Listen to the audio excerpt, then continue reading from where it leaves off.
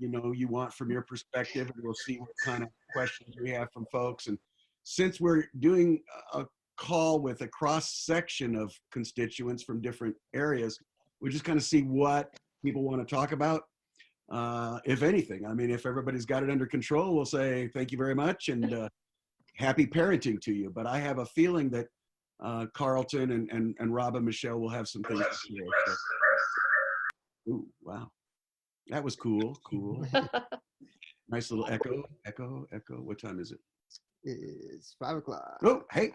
Well, we start on time, and we're not as well attended so far in the beginning of this call, but it is often the case that people do join.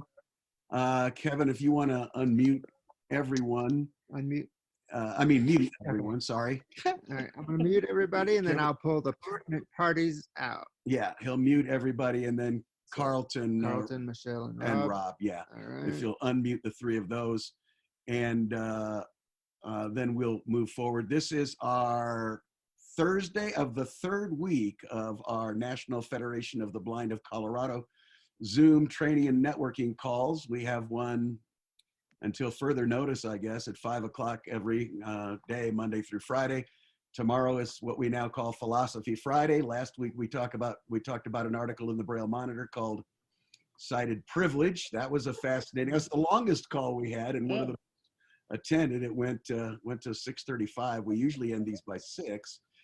Tomorrow, President Riccobono is going to be with us on Philosophy Friday, and we'll be doing his rendition, his version, his view of living the life you want. And we'll definitely end this call before 6 because I know some folks want to join him for the presidential release. And we've got that information, the Zoom code for that we'll be sharing at the end of this call as well.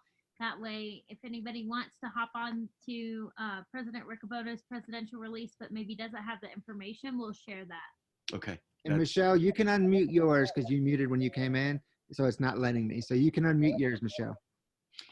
So we wanted to put together a call that was geared for any questions, comments that the folks who are raising kids, blind parents who are raising blind or sighted kids, and parents who are raising blind kids. So we invited our experts. Michelle Chacon is a teacher in high regard, award-winning teacher, and a leader and administrator who runs programs for the blind students in New Mexico and is coming back to Colorado. She goes back and forth, actually, so I don't know how she does. She's also known, another title is Superwoman. We call her that too, behind her back. And then we have the president of the National Organization of Parents of Blind Children, Carlton Walker. I always say it wrong. Carlton Walker is with, and also the Colorado Organization of Parents of Blind Children president from the Western Slope, always getting it done, Mr. Rob Harris. I wanted to start by having the president of NOPC make any comments that you want, particularly regarding things you're hearing and that you're working on during the COVID-19, just to make any remarks you want that might inform the rest of us about what's happening with parents and teachers during this difficult time. Yeah, thank you very much, Kevin. Hi, I'm Carlton Walker. I am very proud to serve as president of the National Organization of Parents of Blind Children. We're the parent division of the very proud parent division of the National Federation of the Blind. Wow, yeah, COVID-19 has changed all our lives, hasn't it? Mm-hmm. In addition to being a parent of a blind child, I'm also a certified teacher of blind students, and I'm an attorney, so I wear lots of hats. But that lets me get a lot of information too, from parents of blind children in particular. Although blind parents of sighted children or blind parents of blind children are having issues too, a lot of issues with accessibility of materials, getting emails of PDFs for academic enrichment that are completely inaccessible. That's really frustrating. Sometimes not being provided any technology that would be necessary to interact. Some are getting hard copy Braille, some aren't. Worst cases are when the kids are just kind of being left with nothing. The school might be saying, oh, we're having optional activities, and they think that lets them out of it. I don't think it lets them out of it. But it's really frustrating. I will say that there are some good things too. In general, what I'm seeing is that schools that were doing a good job before COVID-19 are doing a good job now. Schools that were doing a crummy job before COVID-19 have kept on those ways. Typically, some of them have stepped up, but in large part, the ones that are doing a crummy job now weren't doing a good job before. On the bright side, really, I'm also hearing from parents that because of COVID-19 and because instruction has had to be brought into the home, I know Rob can talk about this more, because he's one of the parents, not the only one, but one of the parents who has found that now that has his child and the education portion all together, he's able to get more accomplished, because the school was saying, oh, well, this is getting done and that's getting done, but it really wasn't, or at least it doesn't seem like it was. And now, being at home, parents are able to get things done. And so they might, on the other hand, parents might find, oh, my kid knows a lot more than I thought he or she did, so we can push them along. It really depends. But in general, I'm hearing from parents that now I can take some control. I'm also hearing, and this breaks my heart, parents, when I'm talking about Bookshare, they say, what's Bookshare? And no parent of a blind child should not know what Bookshare is. No blind person should know what Bookshare is, but it's free for all U.S. students. At accessible books on demand through the internet. And it just tells me that either the teachers of visually impaired, teachers of blind students, didn't know what resources were out there to share with parents, didn't want to share with parents because they didn't want parents to be too powerful, or their bosses didn't give them the authority to do it. Their bosses might have said, no, you need to hold back. I'm not sure what the answer is, but a good thing is that parents are learning more because they have to, and they're not being lulled into a sense that things are going on at school that might not be going on. Again, there are a lot of good teachers out there. There are a lot of great schools out there. There are teachers who are taking this opportunity to buck themselves up and just make themselves 10 times the teachers they were. So I am not putting anybody down. There are schools that are realizing we've got to take it to the next level, and they are doing it. Not trying to put people down at all. There's still room to grow, but there are good things happening too. Beecham? Yep. I just want to take a second and apologize to any screen reader or voiceover users who were hearing the ugliness that was happening in the chat while Carlton was talking. That was obviously a Zoom bomb, and we believe that we've kicked the person out and blocked them from the room. So we apologize. Sorry. Something we had no control over until we found it, and then Kevin Kovacs over here said, "Boom! I'll take you. We'll take your bomb, and we'll bomb you back, man. We don't like that vulgarity, especially when we're talking about our kiddos. Come on. Thank you very much, Carlton. I appreciate that overview. One of the things that I've noticed, just with parenting and kids being out of school, that I observe. In my neighborhood, there are a lot of kids up and down this street, and I don't know how they're doing on the social physical distancing, but I'll tell you, I see a lot of parents playing with their kids up and down the street during the day because the parents are locked down. Unfortunately, they're out of work, and they're sure spending a lot of time with these kiddos. And I'm going to guess that years from now, yes, you're going to have children, blind-sighted children, whatever, that are going to say, man, I was scared during that time.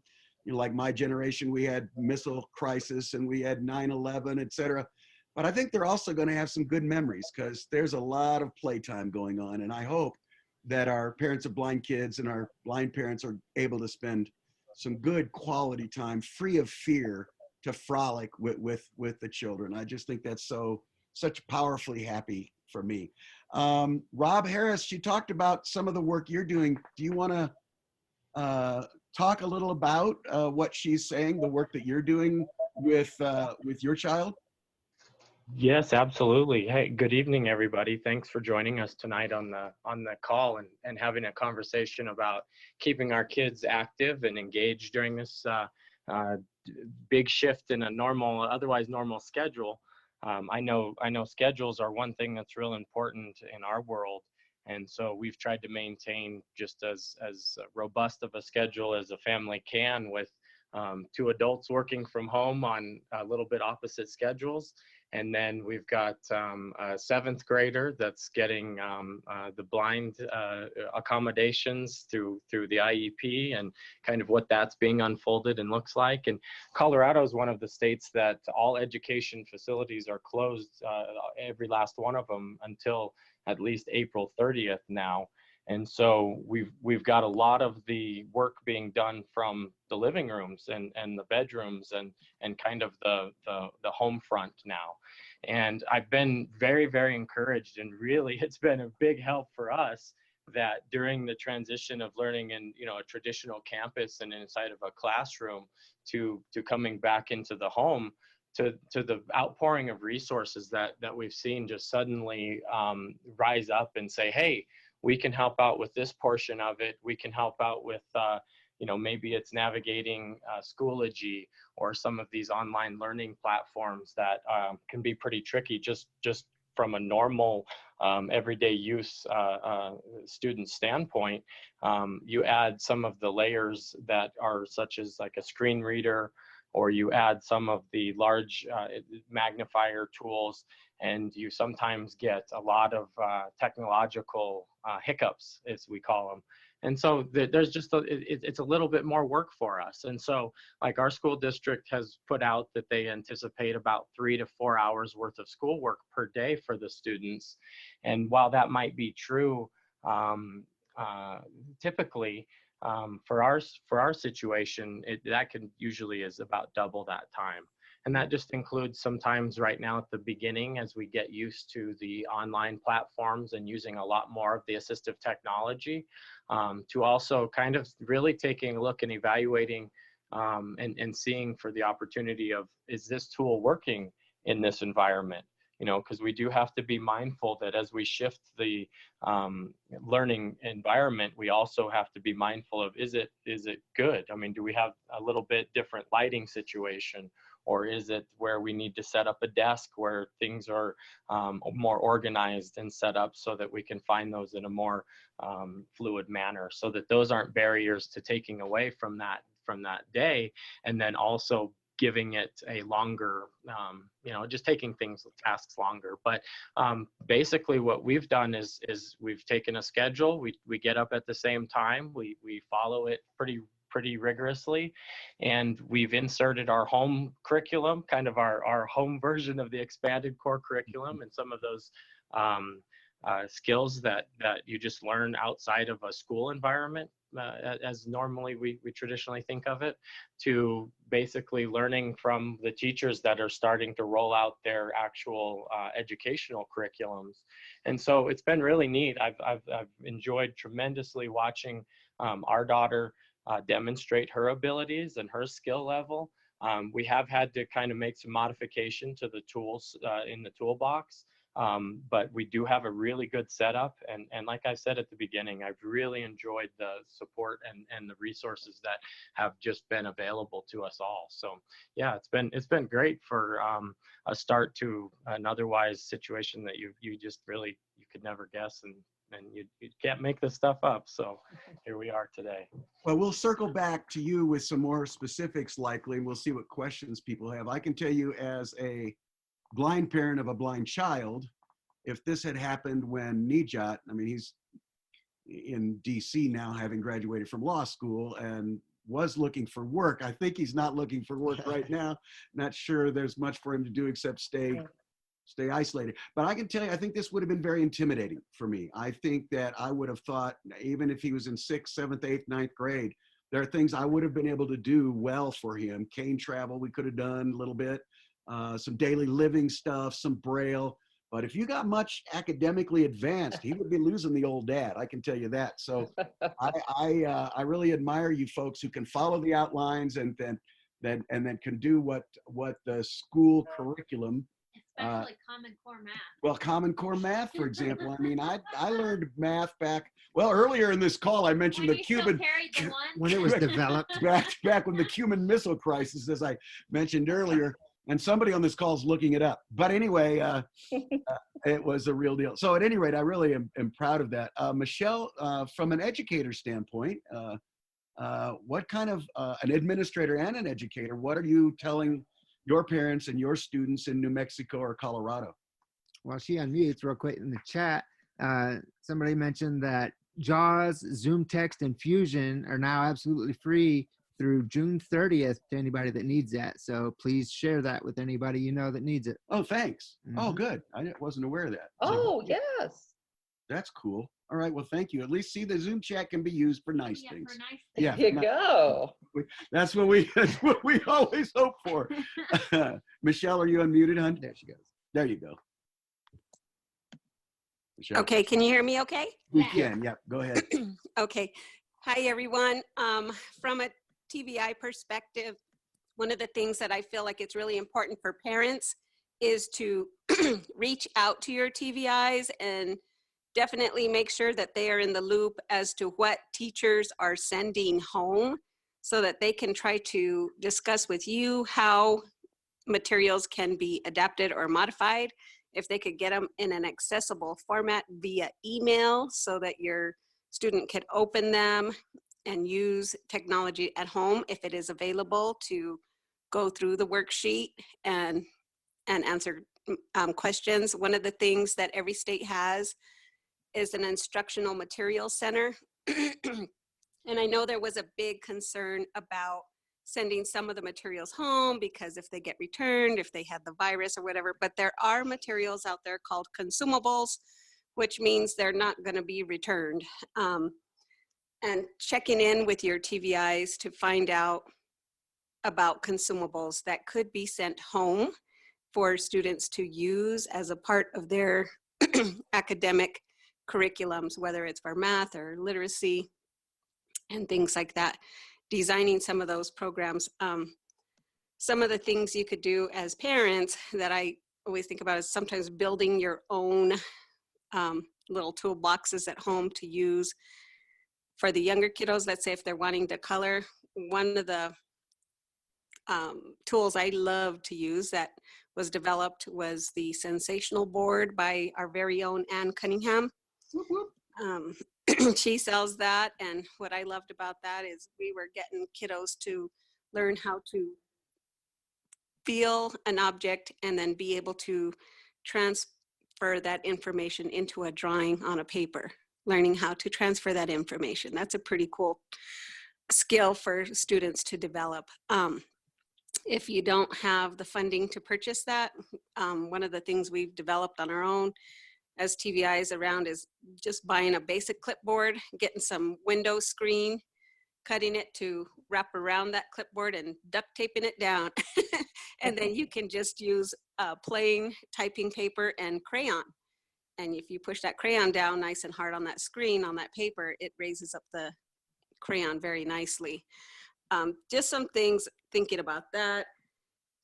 Thinking about your students' IEP goals and what you're trying to do. Sorry, I keep hearing the background on that, that voiceover. Seeing what your students' IEP goals are, thinking about how you wanted them to be addressed, having that conversation with the TVIs to see if you could brainstorm together about activities that you could work with at home. And whether it's around organization, whether it's around reading a little more around Braille, having them coach you through some of that, having them on the phone with you as you're working through some of those things. That's what I feel our roles should be as teachers, is to definitely be that conduit between the schools and our families to help support them. And that's what I've been trying to do with the teachers that I currently work with. Okay, one of the things I do when I'm on the phone, by the way, if you're on an iPhone, if I want to quit hearing that, I just push the home button 3 times, and that way I don't have to hear all the chats and all the people coming and going. Yes. I do that oftentimes, and you probably do that. But let's see. Okay, do we have any questions for our 3? And we'll let you guys talk a little more about anything you want, but I wanted to see, do we have any hands raised, Kev? If you want to raise your hand, if you're dialing in, it's *9. If you're on the iPhone app, under the More section, there's raise hand. And on the computer, I think it's Alt-Y. So if anybody wants to chime in with opinions, if you are a teacher or a parent of a blind kid, We've or got just somebody that just says iPhone. iPhone. Hello, iPhone. Hey guys, can you hear me? Yes, iPhone. I'm sorry that my thing just says iPhone. This is Jeff Bazer actually from Vespero, and I just wanted to, I saw some of you in January when I was out in Colorado, and it's great to be a part of the call. I just wanted to thank you guys for talking about the fact that JAWS, Zoom Text, and Fusion were available through June 30th at no charge, because that's a message that we at Vespero and Freedom Scientific really want to make sure you guys are all aware of, because we definitely want to make sure that nobody goes without access to the speech and screen magnification software they would otherwise have in their school districts. And the only other thing that I would add to that is that while many of you are home, TVIs and parents alike and students as well, if you want to learn more about any of our products, maybe you want to learn a little more about JAWS, or you have questions or things like that, Zoom Text, anything that we've got, hardware as well, we can get on a similar Zoom call, just like this, and we can schedule that for, a number of people, or even 5 or 6. That's one thing we've been tasked to do, while we're all working from home. So I just want to throw that out there. If you guys, ever want to do anything like that, I'm here, I'm available. And, if you want my contact information, I'll be happy to give that out. We'd love it. That would be great. And we'll probably circle back to you. I know that I don't need that, because being the technological, essentially a guru that I am. Kevin's got it. Kevin, yeah. I don't worry about it. My colleagues here are laughing. They can barely even believe that I went there. But anyway, as soon as I find the on switch on that computer, I'm going to take this course. So this is great. Thank you. I don't mean to make light of it. This is really wonderful for you to come on the call, number one. But also, we love to get your contact info, and perhaps we'll talk to our Colorado Center for the Blind folks and schedule some really cool training, and have you guys will build around some really nice mini Zoom calls on this. That's wonderful. What a great offer. Thank you.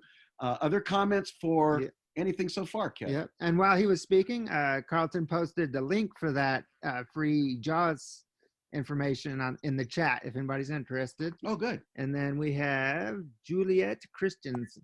Hi, Juliet. Let's see. It's not letting me unmute. Yeah, there it goes. We are. I think you're unmuted, Juliet. Go ahead. Okay, you can hear me? Yes, we can. Okay. My son is on the call also. Hello. But it's a weird screen name because it's his school iPad. But he's had even an O&M lesson through Zoom, and I wasn't home when that happened. It sounded really weird to me, not possible, but Grant said it went really well. Actually, he should talk about what happened. I think the teacher said, "Are you holding your cane right?" or something, and he said, "So there's this address and there's this address, and what streets would you do to walk between those?" I think he did something like that, and his TBI is going to keep talking to him a couple times a week on Zoom and reading Braille with him, and thank goodness for spring break this week, because then the teachers aren't assigning anything, and we just got to chill for a while, and it's a big adjustment, all of this. Yeah, it is a big adjustment. How are you? And the son, your name is? Grant. Grant. Oh, Grant. We're glad to There's have Grant. you. Oh, yeah, Grant. We know you, buddy. Yeah. Wait, is one of you Martin Becerra, who I've talked to on the phone before? We are not. No. But, Oh, okay. yeah. But yeah, he's signed up for the program in Colorado, and he talks about it just all the time. Oh, great. And Well, really hopes that it's not going to be canceled like a lot of other things are canceled. yeah, we don't know what's happening with our summer programs at the center yet. Mom, I know. I just I keep telling him, I really don't know, and we can't call them and ask them because they're not going to know what's happening. we don't know yet. We really don't. But Mom, I just want to let you know now, he's joined a few of these 5 o'clock calls, and we have kept them very, very general audience friendly. So just so Yeah, you he so enthusiastic about it. He's Yeah. He's been on every one. Yeah, it's great. Oh, that's wonderful. Well, thanks for being on, you guys. I think you could find a lot to do, for example, with orientation and mobility, because a lot of it is, okay, do you know your cardinal directions? Okay, if in your town, are the even numbers on the south and east or on the north and west? A lot of that brain work, problem solving can be done, it seems to me, without tapping around all the time. It's got to be done at some point during your coursework. Other comments or? Carlton? Go ahead. Kurt? I think the tapping around can be done really well. Okay. All you need is Zoom, FaceTime, whatever. Yeah. Because what are we doing with cane travel? We're listening. Yeah. We're listening. And I can tell when my kids are, could they have shades, learning shades on? I can tell when they're using them or not, because when they're using their shades, it's a wonderful, wonderful rhythm. And when they're peaking, so there's a lot we can do auditorily via with orientation mobility, as well as your descriptive words with teaching Braille and other skills. And it's just such good modeling for the kids to start talking that way, and for parents and others to talk in more vivid, descriptive ways, increases our vocabulary, and we all do better. Yeah, that's good. Curtis, we have you, Curtis. Curtis? Okay, good evening. I am looking at this whole question of access to education from things that I've heard on the news about, and this is more for Carlton or for any of the parents who are on here. I understand that a lot of schools are giving, or the default seems to be Google Chromebook computers. And I am also a blind person who, from the time I went to school, was really keen on math and science and the higher, the STEM sort of subjects. And it concerns me that one of the best ways to learn these subjects has always been live in classroom presentations or opportunities to get together with your teacher to clear up any things that were put up on the blackboard that you could not see as a blind student. And so I'm curious to know what the experiences are with the presentations at home where you are dealing with teachers remotely in live sessions.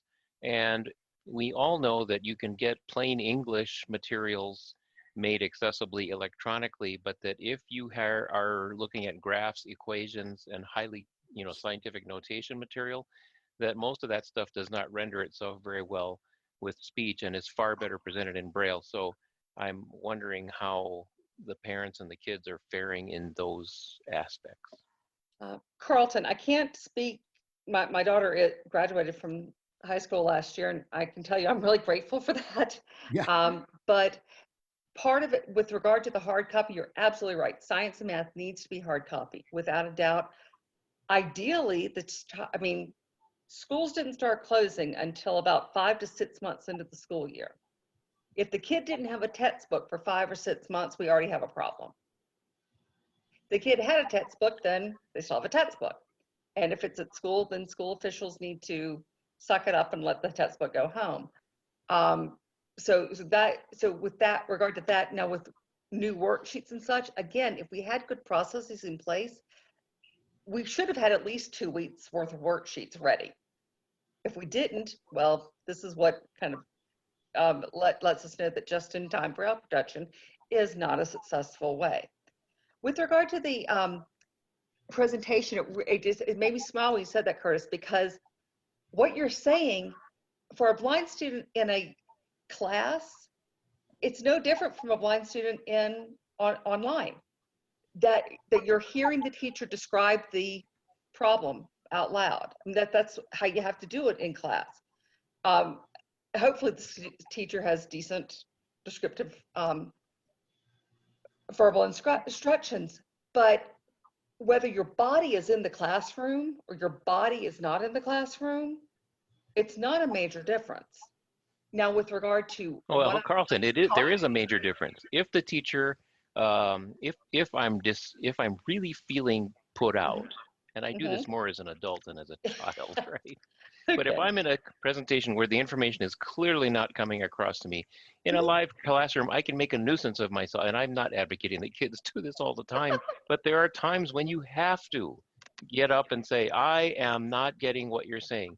Many of these tools, how hard is it in Zoom, for example, for people to find the raise your hand button? I can tell you on the computer, it's not necessarily all that easy unless you know what you're doing. So what happens if the child or the parent or whatever doesn't know how to invoke the raise your hand, assuming there is even a raise your hand function during the presentation? These are issues I think parents need to put their heads together on with the TBSs, Well, because yeah, and I think, yeah, and I you think, see what I'm saying? yeah, absolutely, and like just like you, but just speaking up, like you spoke up, and I spoke up during your talk. I interrupted you. That's another good way. If you're not, if that's a concern, I don't think that that's necessarily different. Now, if you have an uptight teacher who doesn't want to be interrupted, well, there's an issue. But again, you're going to have that same issue in the classroom. I don't know that you have to raise your hand necessarily. If raising your hand isn't feasible technologically because maybe you have 3 windows open and you really, it's just not terribly feasible, then because maybe you're reading your textbook with your fingers and going back and forth, I think it's fine to say, yeah, you can say, whoa, teach, what on earth did you mean by? And then of course, teachers should definitely still have those after hours or office hours, I guess, times to come to talk to them. With regard to regular ed teachers, they shouldn't, they should have the same amount of time that they did before. And if they had a planning period before, well, they should have a planning period now, which is maybe office time. TBSs should actually, in most cases, have more if they were itinerant, because you're not driving from place to place anymore. Now, hopefully the schools, again, are providing the support of a transcriptionist. That is for me, when I was teaching, I had a crazy caseload. If it had not been for the transcriptionist, I wouldn't have been able to serve nearly the kids I did. But again, I think it's a pretty easy solution. Just interrupt if you don't, just like you would do in regular class. I would hope. I want my kids to interrupt. I want my kids to have that voice. That's part of self-advocacy. And yeah, I want them to interrupt. But like, So I think take a look at this let- platform. You can't do it on here. I agree with that. Well, hang on. I think Yeah. what we're getting to is we really are in a brave new world. Although universities and colleges and some high schools have moved, even in recent years, to online, there's still wrinkles. There's still platform glitches. And anytime that sighted folks, instructors, administrators, and students are having struggles figuring it out, and I read that they are, now we're having to move even more rapidly through, we just have to, toward this online. I'm confident that what you're saying, Curtis, is right. And I think what we need to do is reach out to some of our, particularly our high school and college students, and say, okay, what are your struggles? How are you doing this? And I'm sure cabs right now are having these discussions. So we need to reach out to some of our leaders in cabs and say, okay, the challenges that you are facing from these various online platforms, interactivity, able to see the blackboard, et cetera, how is that working and how are we getting around it? Rob. Rob. So I appreciate hearing the dialogue on the technology aspect as we, as somebody said, blaze a new trail. Often Colorado's, we're the new frontier, and there's new things that come out of Colorado all the time. And I find this to be a unique opportunity that as we enter this and see things and observe our students in elements that we wouldn't otherwise get the opportunity to, we really can give really good feedback to the whole team. And so we're documenting kind of our experience and logging what's working, what's not. And I encourage the parents and students out there to do the same, because as this unfolds and we get back to our regular lives, we can also give the feedback to those that are in the world of creating these systems as raw feedback. And so that's one thing. I also wanted to touch real quick back on the physical exercise and the orientation and mobility. We live in Western Colorado because we love the great wilderness that it offers us. And so we do get out and about. And boy, doesn't it make you feel good. So I encourage everybody, Jessica Beecham's our leader in getting up and doing our movements during our meetings and the national conventions and our state conventions. So I do want to highlight that, good cane skills can be done right in your own neighborhood and just around the block, and short little trips like that. And so I want to point out that as caregivers for our students, we are essential workers. And so as some of the guidelines come down, I did clarify with Colorado Department of Health and Human Services that we are covered to go out for our orientation and mobility parent style. So don't be intimidated by that. Get out and about, because it does work good for our kiddos. Thanks, Rob. Really good perspective. I cut you off, Curtis and Carlton. Do you want to engage around that any further? Michelle does. And Michelle, hey, Michelle, do you have comments on this most recent segment? Yes, I just wanted to say, I guess, kind of reiterating what Carlton had said, it's the TVS should be like the conduit between the parent and the teachers, and definitely, reaching out to the teachers to get the materials ahead of time if they can, to make sure it's accessible. And if it needs to be hard copy, that it's sent home to the family so they have access to it as they're going through the lessons. One of the things, I guess, that I'm feeling is a big struggle, and I don't know if this is something we could reach out and test a group, a folks test, is all the different platforms that districts are choosing to use, and being able to make sure that the accessible features, shortcut keys, all that kind of stuff are in the hands of the TVSs and in the hands of the families that are helping the students, supporting the students at home, so that they know how to get on that platform, how to interact with their teacher in that platform and access the information that's getting posted up there. Because that's, I think, the biggest issue, because it's moving so quickly. Some of our students aren't trained to even get on there, let alone to get the academic information they need. Okay. So that's an issue for, I think, Michelle and hopefully Carlton and even Curtis. The three of you might interact around this after the call, because I do think Curtis raises something, because even when I know we've got 6 people waiting, so I'll stop filibustering here shortly, but it's in my nature. I do read a lot about sighted students having trouble interacting with professors and teachers over these platforms. So I'm sure some of this is not easily and workable and to get the information. So this is something, and by the way, I'm just going to tell folks, this is going to be a sea change in our society. We're not going to be the same society after this as we were a month ago. So this is going to accelerate certain technological changes in our society. So the more we take advantage of it now to get a handle on it, the better off we're going to be. Who else wanted in, Kev Kovacs? Carlton, could I just interrupt for a second? I'm so sorry. No, go. I completely hear you. NFB does have an education technology survey, and I posted the link in the chat box. Nice. Please, we're trying to get that information, gather that information. You're absolutely right. And yes, you're absolutely right. We need to know what's going on out there. And a lot of kids, blind and sighted, haven't been trained correctly. You know what? Our blind kids have the legal right to it. So they're the ones I'm fighting for. So that's exactly right. And we'll do a piece on this in the upcoming blog to draw attention to it. Who else you got? Phone number ending in 4851. 4851. So this is Zach Parks from Rifle. Hello. Hi. So with my kids, I have a 10-year-old and a 13-year-old. They're both sighted, and Google Chromebooks is what they're using. And I believe it was Carl was saying something about accessibility. I've been communicating with their teachers, and they definitely have times after their Zoom meetings or their class meetings or however they're going to do it.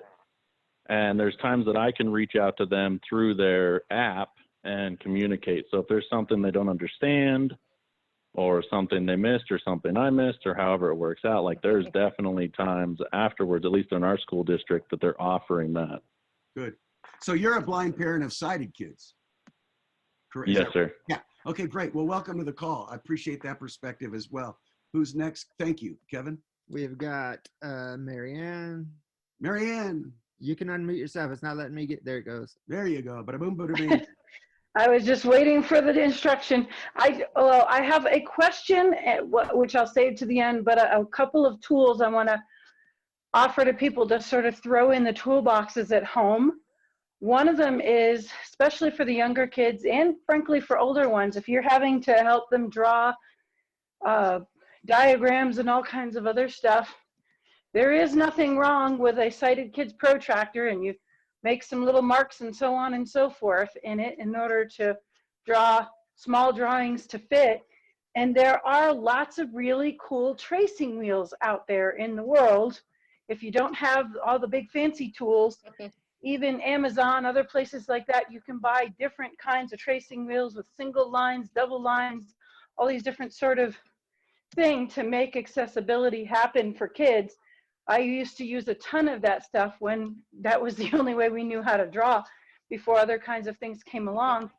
The other thing I want to throw out there is, if you have them, play real board games with your kids. Yes. When I was a kid, and I don't know if anybody has actually done studies on this or not, but I really thought that there ought to be some on, we used to call it the rainy day O&M classes.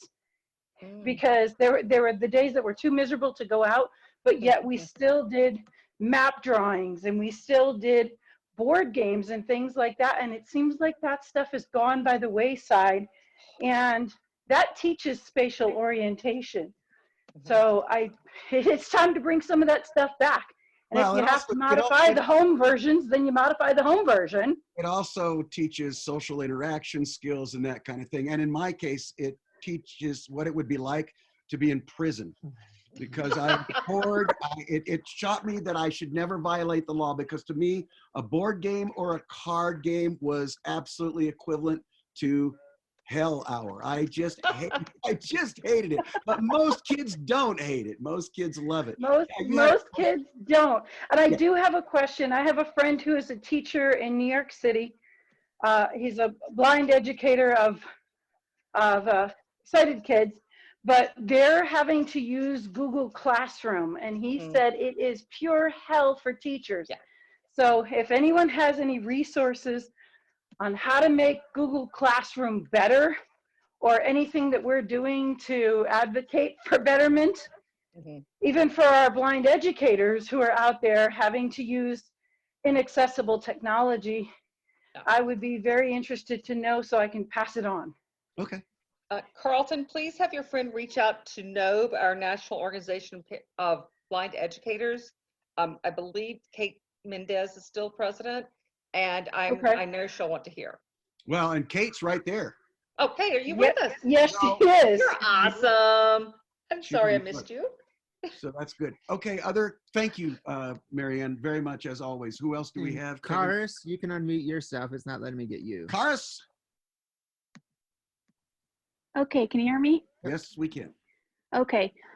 So I actually am in college right now through all of this.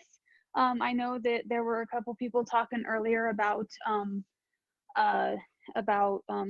you know, people who are dealing with this on the higher education level. And so I am actually dealing with that right now. And we are actually dealing with a lot of the same issues with all of this. I know I am a STEM student, and I know I cannot, you know, I can't access the tactile graphics that I need at this time, which creates its own issues. So, you know, we're dealing with a lot of those same issues. I know that in the science departments, they're having us use Microsoft Teams rather than like Zoom. And that's been a bit of a challenge. It's a little bit more difficult for me to navigate on the computer sometimes. If I get in just the wrong place, I have trouble getting back where I need to be with JAWS.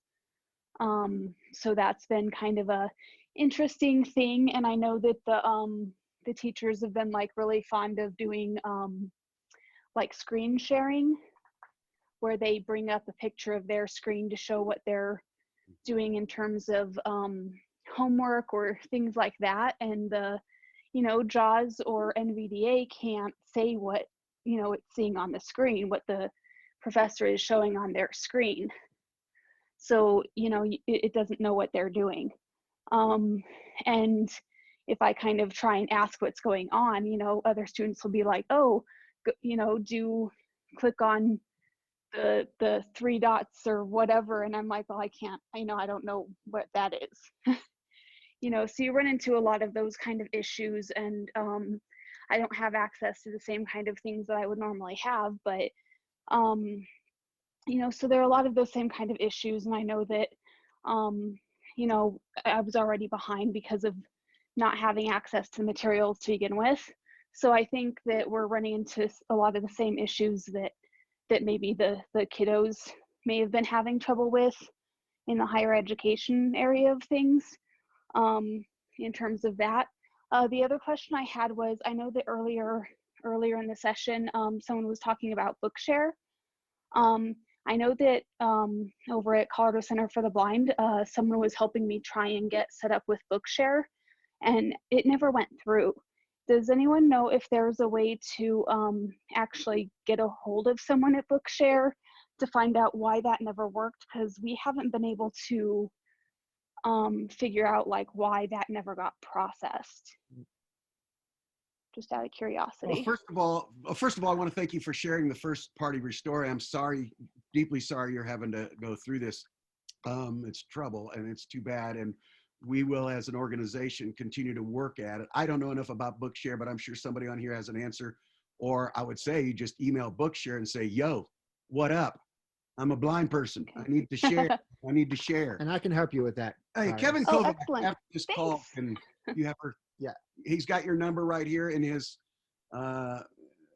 data folder here, so he can reach out to you, or you can reach right out to Kevin and help you get it through. We're a full service operation here at National Federation of Blind Colorado. If we can't do it, we say Kevin can. Yeah, if we can't do it, we say Kevin can. Curtis says So- this is the one time where Ira may actually perform a benefit. I was just gonna say that too, Curtis. Ira, y'all, don't forget about Ira. Now, Ira can help a lot. In fact, Ira could even help with a kid's mobility lesson. Ira can do screen share screens. So don't forget, now 5-minute calls are free. I think otherwise you have to have a subscription. But I think educational calls. But I think education calls, there are a lot of ways to use Ira. I would get in touch with Ira if I was a parent of a blind child, or if I was a blind student, and say, hey, what kind of services can you provide? Because you have to take the bull by the horns. We're not going to have all the answers. You gotta get out there and bang the bushes a little bit yourself and say, hey, Bookshare, hey, Ira, hey, Be My Eye, hey, whoever it is, help solve this problem. I think Anna Heat. Is Yep. Anna Heat? Anna Heat. I hear Anna Heat, the voice of Anna Heat Labar.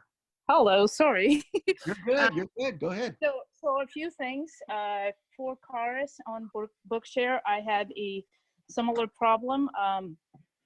I don't know if you have accomplished this step or not.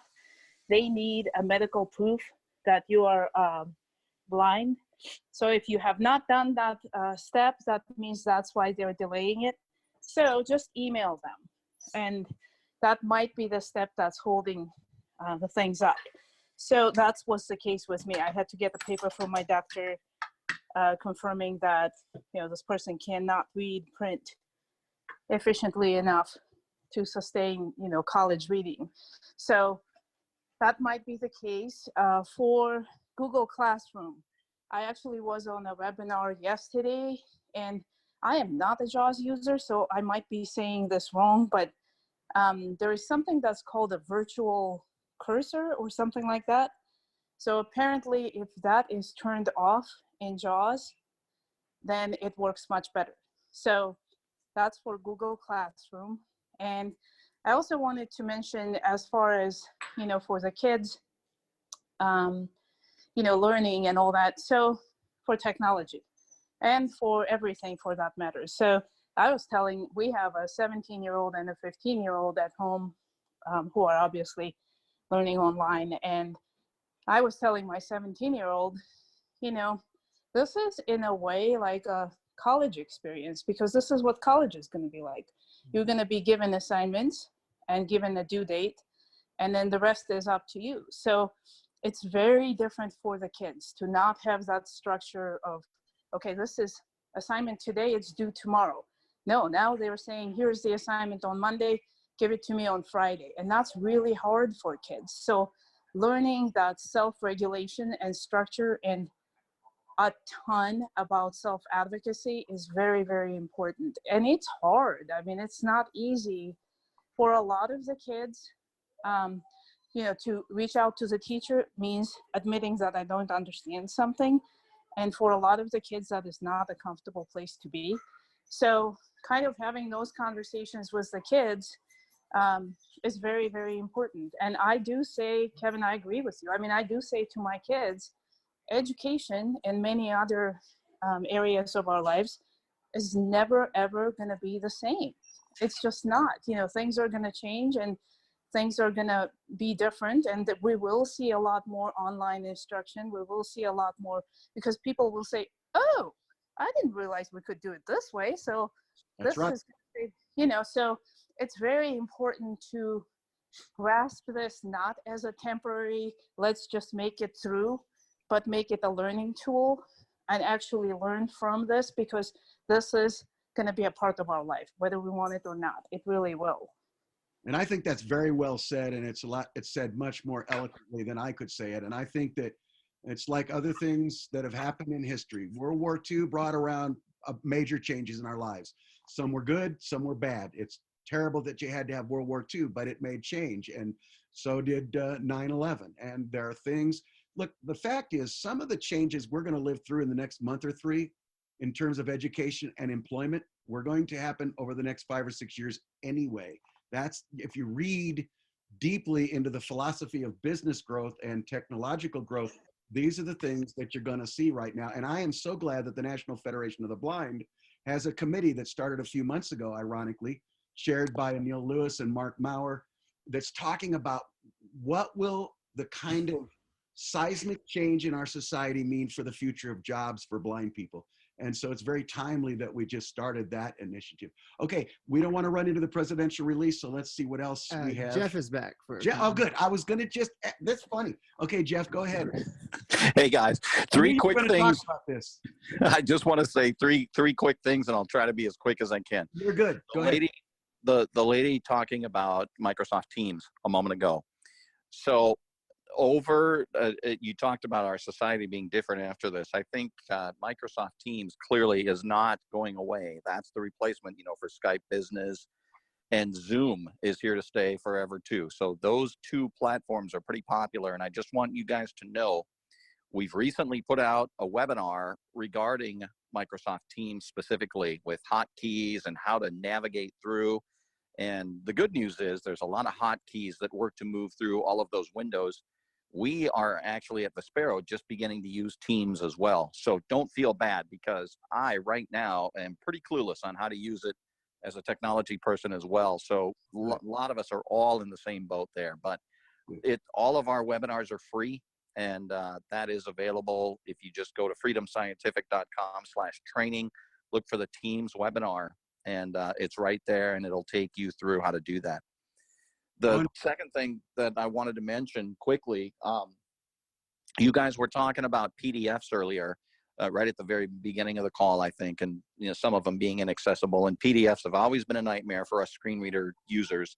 It's getting a little better, but one of the things you can do with Chrome or with the latest version of Microsoft Edge, the new browser, and I do mean brand new as of like middle of January, they've re-released Edge, and it's Chromium based, and these both browsers, Chrome and Edge, work pretty well with PDFs. Now, if they're scanned PDFs, in other words, if it's a picture, all bets are off, but I've got a solution for you for that as well. But if it's a PDF with text, you can open these in Chrome and Edge, and they are going to read. So that's kind of a blessing that's happened as of late. So there's more ways to open PDFs now where they'll actually read. As far as JAWS is concerned, with a PDF that is a picture that you're going to need to scan, if you have Adobe Acrobat Reader, you can run it through there, and JAWS will actually say, hey, it looks like this PDF's not reading very well. Would you like to run it through Adobe Acrobat Reader and try to read it, you know, in a better fashion? And if you say yes, it will scan it. It'll perform OCR on that PDF, and then it will do its best to read it to you. Now, depending on how they're tagged, how they're structured, of course, that will depend how the PDF reads. They're not all perfect yet, but they're getting better. So thank you for that. That is great. And we will be sure to continue linking as we develop our resources. I know that Carlton has some links that she's put in the chat box, and we will continue to try to find these kinds of resources, Prospero's webinars, etc. So we'll continue to blog about it and also have training calls in the future. I know. Right. Earlier, go ahead. And the very last thing that I would tell you guys regarding Google Classroom, we've got some things there as well, not classroom specific, but docs, slides, sheets, all in the same area as I just mentioned where you'll find Teams. So if you go to our training page, they're all right there. Good. All right. Send us everything you have, because there's going to be a lot of minutes. I want to think that earlier we were talking a little about ways to get the kids doing drawing and art. And I was thinking, if we only had an artist with us that had, you know, experience in this area, if like for example, if Ann Cunningham were to be on the call, wouldn't that be who's next, Kevin? We might have an ad. Oh, it's Ann Cunningham. Hello, guys. How are you? Good. Go ahead. So I just wanted to say that I don't know what I can do, what people would like, but, you know, we could do, if people were interested in doing some Zoom drawing classes, we could do that. If they were interested in getting some help, I was just writing to Charis about if she needed help with some diagrams. I have some swell paper and a swell machine at home that I could share images and mail them to anyone who wanted to send a diagram that they need to have made into a tactile image to Ann, A-N-N, at acunningham.com. And if you have any other suggestions or requests, I'd love to entertain them. Thank you, Ann. I appreciate that. What we are going to have to do, because I promised President Riccobono we'd be off here, this has been a great call. I want to thank all of you. I hope you thought it was a great call. We will have more of these calls. We will make sure to put up on our blog contacts for people like Carlton and Rob Harris and Michelle and Ann Cunningham. Now, what I want to do, can we give folks the coordinates to get on the presidential release call if folks want to do that? I hope folks will. This is going to be fun and informative, and I know President Riccobono is probably going to be psyched for it and give his usual spectacular job. How do we do it? When you get in Zoom, the meeting ID is 236-891-8214, and I will post that here in the chat. But yeah, so when you load Zoom and ask you what meeting you want to join, you put that ID in 236-891-8214. And it has gone out this week on a number of emails on Colorado Talk and from the National Federation of the Blind. Thank you all so much for being on the call, particularly thanks to Michelle, Rob, and Carlton, and everyone. Thanks. Thanks. Good night. Good night.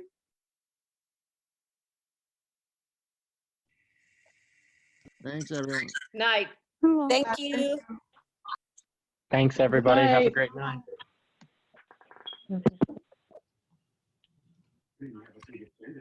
No, it got up. It got up to like 40, 45. Yeah.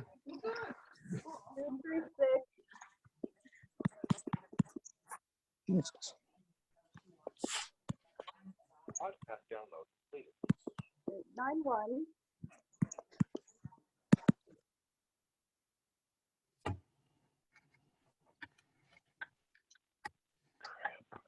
8214.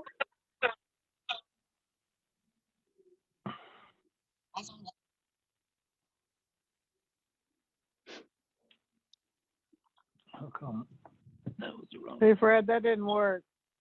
I see that. They changed the number from what was in the email that I was reading from. Is it not Well, I working? mean, No, you're on the Colorado call now. Right. It's And not didn't- automatically going into the other call. Yeah, I thought it was going to because that's what it said in that email message. Oh well. And I didn't So catch like you- that new. I didn't catch that new Well, number. you have Did to go through Zoom to do that. To do what? The new number, you have to go through Zoom, it says. That number you just called was Zoom. Oh. It was? Okay. Yeah. Oh. I've got to go. I got to go find the number so I can call in.